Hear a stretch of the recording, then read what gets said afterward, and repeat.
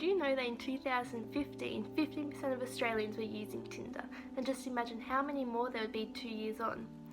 With so many people participating in online dating and 1 in 5 people finding love, it is clear that relationships, both platonic and romantic, can be formed in the virtual world. There is no doubt that online media is a crucial part of the average Australian's life, so there's no surprise that online dating is becoming so as well.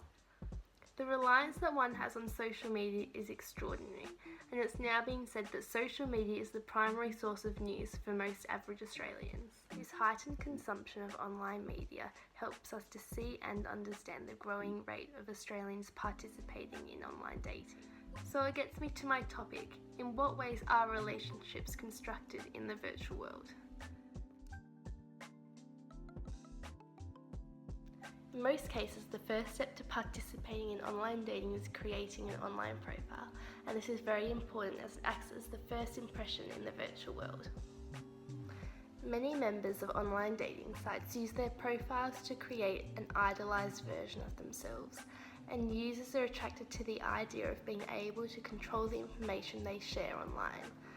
It is easy to forget that someone's profile just highlights the exact information that they want you to see, and this control of information gives the ability to be easily liked.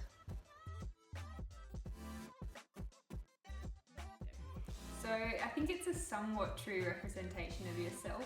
Obviously everyone shows their best side for their life online. I think they cut out a lot of what they don't want people to see, so it's probably not really that. I don't really share a lot, I just do the odd photo. It's more of a way for me to connect with others, like my friends and family. However, I do follow people who tend to overshare, either that's for getting attention or if that's just their way of dealing with it and trying to express themselves. This understanding of glamorized selves online makes us think whether it is possible for anyone to represent their true, genuine selves online. Profiles give a limited amount of space and characters for us to express ourselves, very different to real life dating where a half-an-hour conversation can explain a lot about oneself. There is no doubt that dating has drastically changed over time. It is rare for a well-dressed man to approach a lady's house with flowers, taking her to an elegant restaurant. This example is very rare to many young Australians. Years ago, online dating was taboo, with many online dating users shying away from the fact that they participate in such a thing. However, now, most people know someone or multiple people who participate in online dating. An article focusing on aging adults and online dating explained how online dating has become a common and in some ways dominant practice in seeking romantic partners.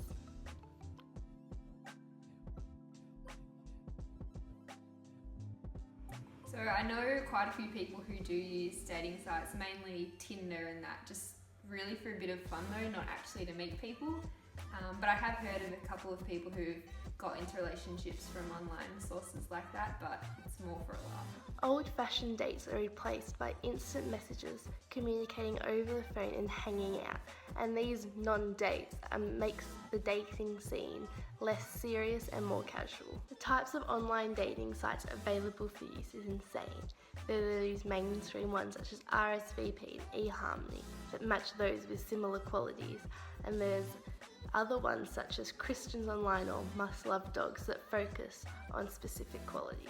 Brenda Wiederhold's article explains how dating sites have reached a stage where they tout romantic scenes or experiences such as Paris and display emoticons to easily express how you feel.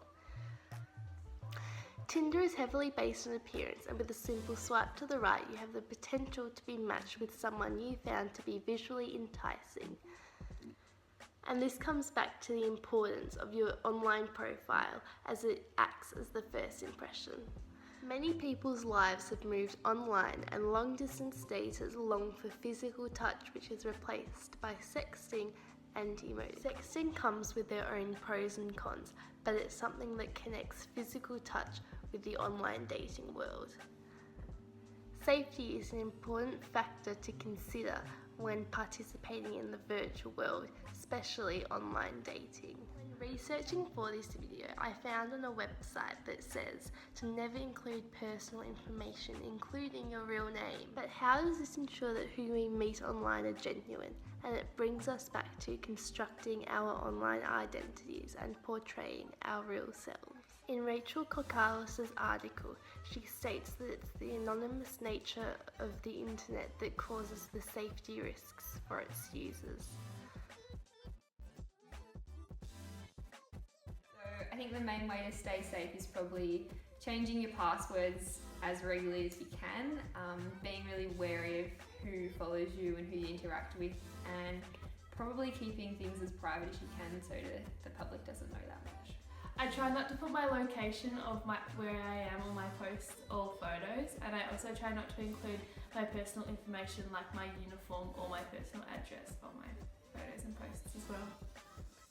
So to pull everything together, it is clear that a carefully constructed online identity and communicating openly online, you are able to form romantic relationships in the virtual world. Dating in the virtual world is becoming a common practice, and by replacing physical touch with sexting and emoticons, the gap between virtual dating and real life dating is closing. I hope you enjoyed my video and thank you for watching.